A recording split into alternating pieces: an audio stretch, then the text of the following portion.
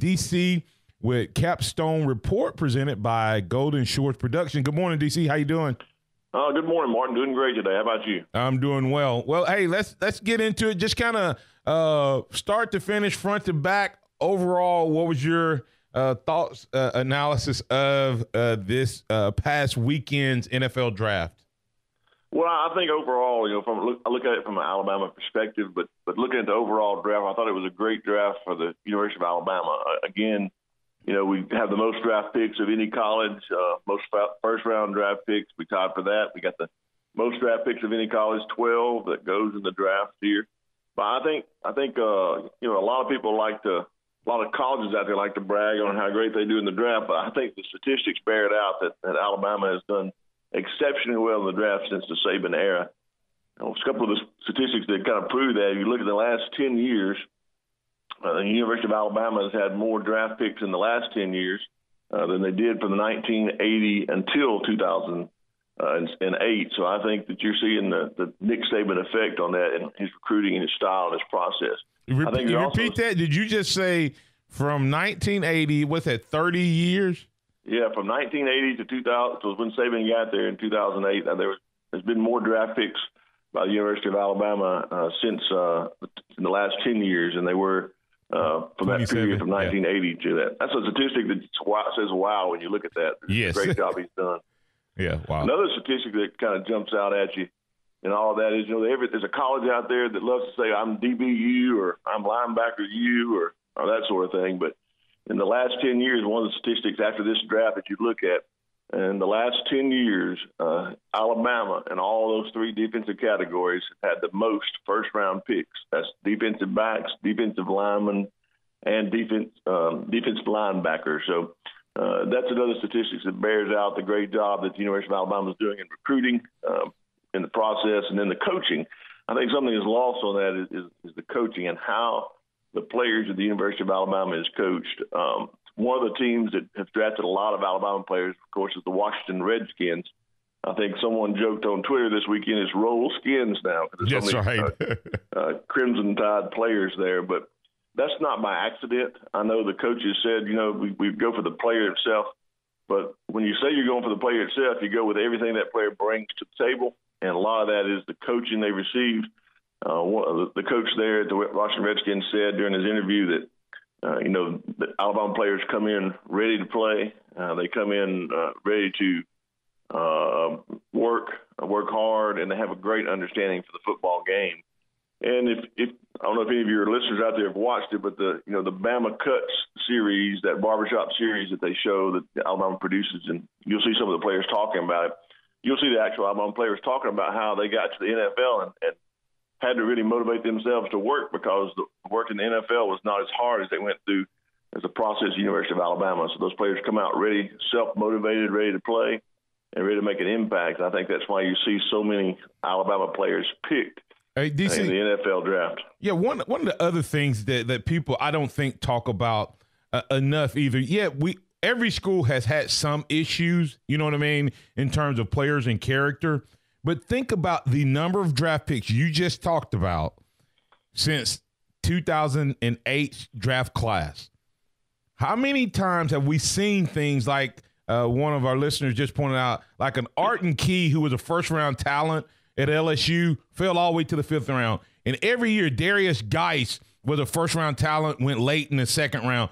Every year there's these guys. Alabama has had, I guess, a couple of those guys, but not a lot. Even when they get questioned on character, it shows you that they trust the process that Nick Saban has put these guys through, and that a lot of times they get relegated to, hey, this is a one-time incident. This is not an ongoing thing. So that's also another big side to what Nick Saban does as well. That's correct. Now, everyone has had their little hiccups, or every team has a player that's done some things, but I think what you find when you draft an Alabama player, and I think all the NFL scouts will bear this out, they've been through a process at Alabama. The only knock on Alabama players is that Alabama players have been through such a process. How will they make it in the NFL when they get on their own? And that itself tells you that Alabama works their players through issues, and they have to be self-motivated in the NFL. And I think by going through that process, you get to a point when you get to the NFL, you realize, hey, I've got to take this up for myself, and I got to continue the process that started in me here at the University of Alabama. I think Alabama does a good job of getting their players through that process.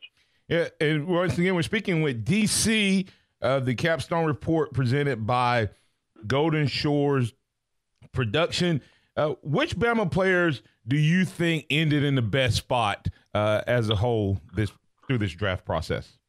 Well, I think for the benefit of the player, for the best interest of the player, I look at two that went in the first round. I think Rashaan Evans landed in a great spot at Tennessee Titans. I think there was a need there for a linebacker to come in and play. I think he has a first-day impact. I think he can go in and play. His work ethic, his understanding of the process will put him in a place to play there. I think the coach is defensive-minded, and I think they needed defensive help. So I believe he fell into one of the best places he could fall by going to the Tennessee Titans. I think Calvin Ridley fell into a gold mine place. I mean, what I consider to be the best wide receiver in the draft should have been the first one taken, I believe, but he falls down to the second wide receiver taken and goes into the Atlanta Falcons. And I don't know of a better place he could have landed playing indoors, playing with Julio Jones, who will be able to help him through everything that he needs to know about the NFL, and playing in the stadium or the dome where he has had in the city that he's had such a good success before. I just think that offense. I'm looking at all the Twitter last week, and I saw a tweet that said, "Hey, Matt Ryan, with your receivers at this point, Super Bowl is the only destination. If not, what else? Yeah, so I think he found a great spot. Yeah, definitely. Matt Ryan has a wealth of riches when it comes to wide receivers. Which guys, when you look at it, when you start talking about best value, guys who may have went lower, or it could be even the first pick of the draft from Alabama could have been a best value, because he was definitely a top 5 guy in my opinion in Minkah. But which guy do you think, or guys do you think, gives the best value in terms of where they were picked for their NFL team? Well, I don't think there's any doubt that Minkah Fitzpatrick, me not mentioning him doesn't mean he's a great value. He's a great asset to his team. I think he was the best player picked from Alabama. I thought he went first from Alabama. That was where he needed to go. And I think he's going to do a great job at the Dolphins. I think they'd fill the need there as well. But two players that I think are going to be the best value that you'll look back in this draft, and I'll go ahead and tell you who they are. So I think that everybody can just check me on this later down the road. But Ronnie Harrison falling to where he fell to Jacksonville Jaguars. I mean, Jacksonville, if you go to the last play from making it to the Super Bowl, and the defense they needed, they had the offense, they needed the defense. And you get what I call an elite talent like Ronnie Harrison to come in there and play at that position where they picked him. I think they picked up a great talent there. I think he'll make an impact. And I believe it's falling to them was having him on the board at that time was just perfect for them to pick him to fill that hole in their defense. Another player that I think was seldom used at Alabama, wasn't one of the top players at Alabama, but got picked. One of the last players from the University of Alabama picked is Joshua Frazier, and he went to your Steelers, Pittsburgh Steelers. And I believe that you're going to see Joshua Frazier make an impact, make a career in the NFL as a run stopper in that middle, able to push the pocket to help give some help to the outside linebackers and move that quarterback out of the pocket a little bit. So I look for Joshua Frazier to be a great value at the one of the last picks from the University of Alabama. One more question about a guy who I think it could end up being a great value, and I think it's kind of lost because of his injury. But if he comes all the way back, what are your thoughts about Dion Hamilton? Oh, no doubt.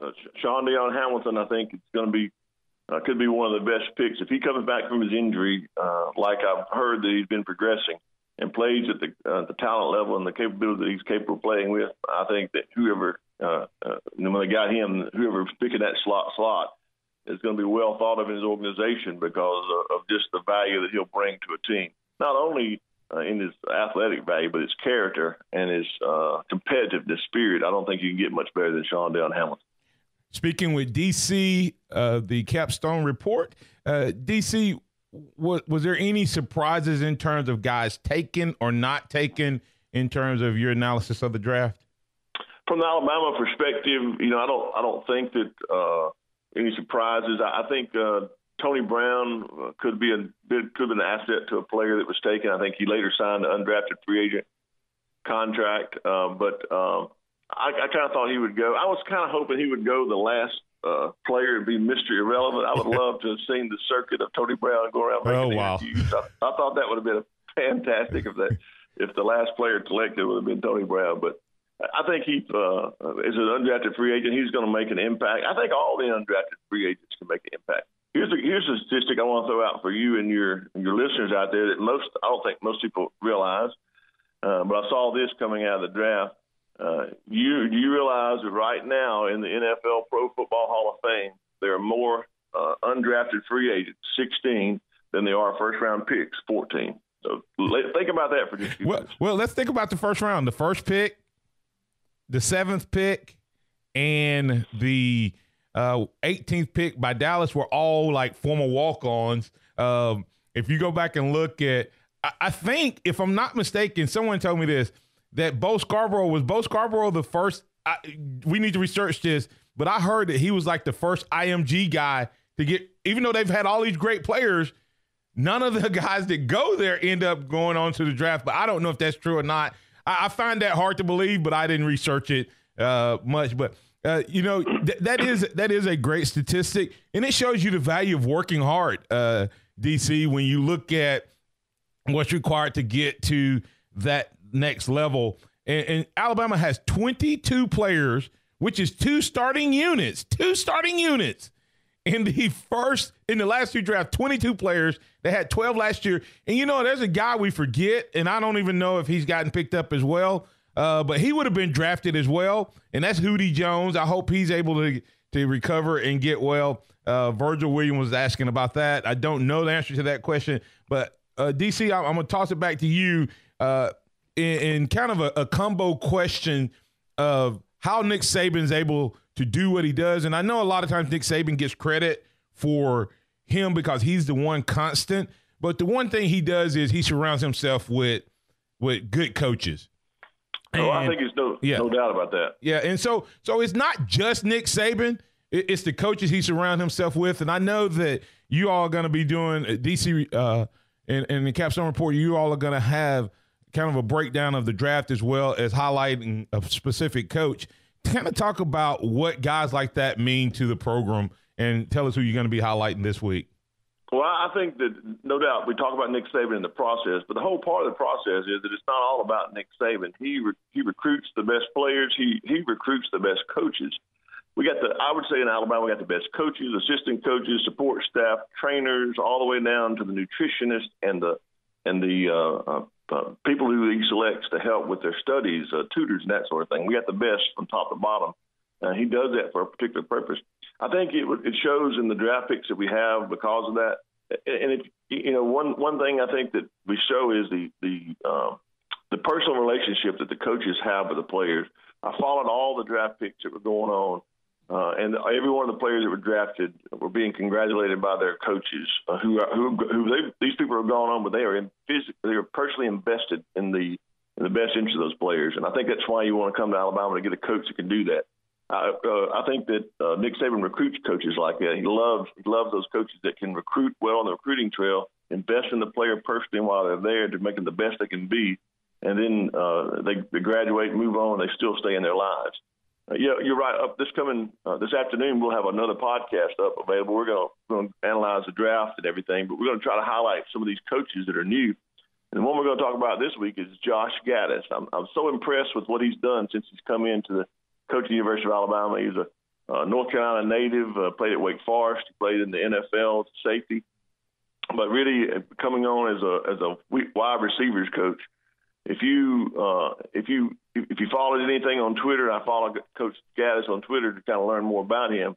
All the players that he coached at Penn State who were getting drafted or who were going in as undrafted free agents, they were either tweeting him and telling him how great he had done, thank you for investing in me, or he was tweeting them, encouraging them that if he didn't get drafted to continue on their in their search to play in the NFL and to keep their dreams alive. So I think a player like that, a coach like that, a player loves to have a coach like that invests in them and feels like, hey, this guy's out for me to help me. And I think that's what you see is Coach Saban across the board recruits coaches that not only can coach positions, but also can invest in people, because I think that's what wins you ball games.